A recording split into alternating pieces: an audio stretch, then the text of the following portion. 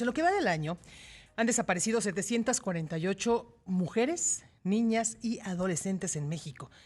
7 cada día en promedio. Las desapariciones podrían estar vinculadas con la sustracción de niños y niñas. Pero para hablar acerca del tema, yo le agradezco, se encuentra en la línea telefónica Tania Ramírez, directora ejecutiva de Red por los Derechos de la Infancia en México, Redim. Tania, ¿cómo estás? Muy buenos días. Hola, ¿qué tal? Muy buenos días. Un gusto estar con la audiencia del INER. Gracias. Oye, escandaloso, y yo creo que me quedo corta con el término, escandaloso el número de niñas, mujeres y adolescentes que han desaparecido en nuestro país tan solo en lo que va del año. Sí, la verdad es que este probablemente sea un inobservado dentro de la grave problemática de desapariciones y desapariciones forzadas en nuestro país. Por eso desde Redim hemos estado intentando acercar información al rato con la conferencia de prensa que daremos, porque nos parece que la niñez ha estado también invisibilizada en este tema, ¿no es cierto? De pronto pensamos que las desapariciones están sucediendo sobre todo a personas adultas y no, están sucediendo como violación a los derechos humanos también en niñas, niños, adolescentes.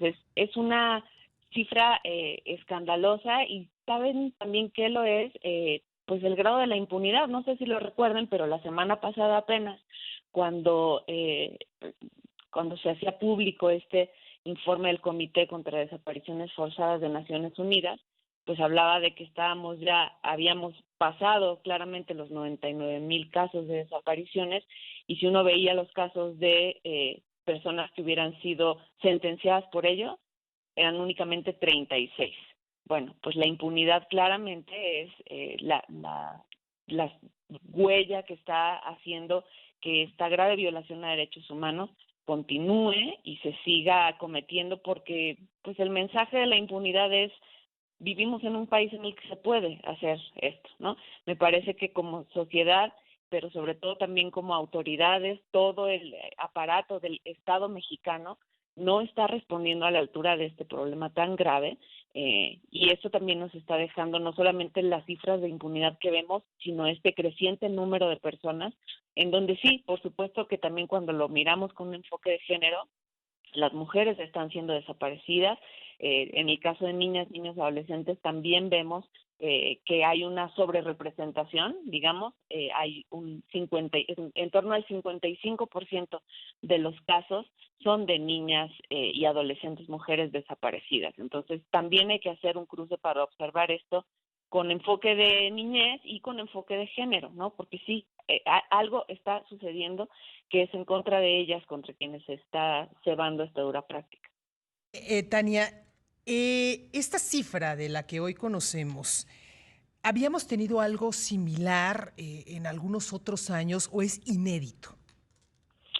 Eh, Mira, en realidad, desde que empieza la llamada guerra contra el narco de Calderón, empezamos a ver claramente cómo la gráfica despunta hacia arriba, ¿no? Uh-huh. En 2006, más en 2008, pero claramente en 2010 empiezan a elevarse las cifras de desapariciones. Entonces, sí, habríamos tenido distintos picos, ¿no? Muy preocupantes en todos los sexenios, la verdad. Por eso hablo de un inobservado, ¿no? Uh-huh. Digamos que este aumento alcanzó su pico durante el sexenio de Peña Nieto. Hubo 6,160 desapariciones entre 2013 y 2018, ¿no? En el caso de la administración actual, con Andrés Manuel López Obrador, se observa un ligero descenso en lo que toca a desapariciones de niñas, niños y adolescentes, pero ese leve descenso no quiere decir pues que ya es algo que solo sucedía en el pasado, como a veces se dice, ¿no? Claro. De hecho, las cifras en realidad nos dicen que durante el periodo actual, con el presidente actual, pues estamos claramente por encima, un 40% más de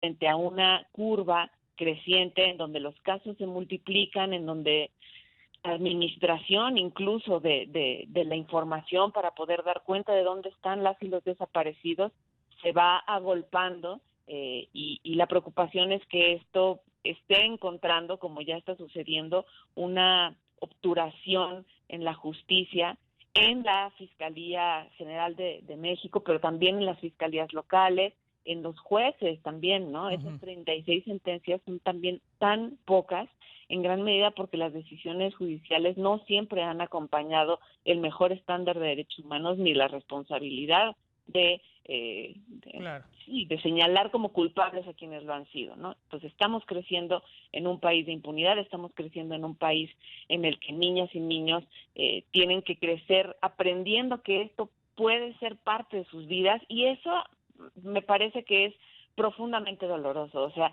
ya veníamos, sí, ¿no?, arrastrando una historia así, pero ahora estamos enfrentando el hecho de que tenemos que asumir que todas las familias en México, niñas, niños y adolescentes, son la tercera parte del país, pues pueden ser también familias en cualquier momento de la desaparición de algún niño o niña si no le ponemos un alto urgente a esto.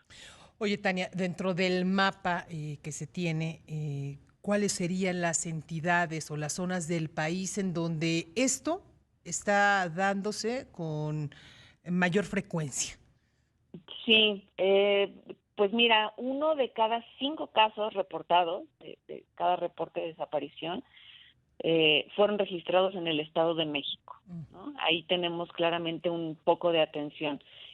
Pero también 1 de cada 10 casos se registró en Tamaulipas, y el 7.5 se reportó en Jalisco. Entonces, digamos que si tuviéramos que ver cuáles son los 3 estados que están en mayor foco rojo, digamos, Jalisco, Tamaulipas y el Estado de México están ahí, lo cual no quiere decir que el resto del país se vaya en blanco, al contrario. Es una práctica que está presente ya en todo el territorio nacional. Me queda un minuto, Tania. ¿Cuál sería entonces el llamado a las autoridades? ¿Cuál la necesidad para frenar ya esto y no escuchar el día de mañana que alguien más, que alguna pequeñita, que alguna joven, adolescente, nuevamente no está en casa, está ausente? Sí, claro. El llamado es a hacer caso de esta suerte de hoja de ruta que las recomendaciones vertidas en el informe del Comité contra la Desaparición Forzada de la ONU ya hizo. Ahí están las claves de cuáles piezas se tienen que mover, qué prácticas se tienen que cambiar y de detener para cambiar de ruta. No basta simplemente decir, eso ya no pasa, estamos trabajando en ello. El llamado entonces es a hacer caso de esas recomendaciones y cumplirlas y comprometerse a cumplirlas, no solo verbalmente, sino modificando incluso cuestiones tan complejas como la militarización en el país. Perfecto. Pero modificando esta forma de atender las crisis que estamos teniendo. Nos parece que va a ser la única ruta para poder virar el sentido de lo que nuestro país está viviendo. Perfecto, pues Tania, te agradezco mucho esta conversación, que tengas muy buen día. Igualmente a ustedes, buen día. Gracias, Tania Ramírez, directora ejecutiva de Red por los Derechos de la Infancia en México.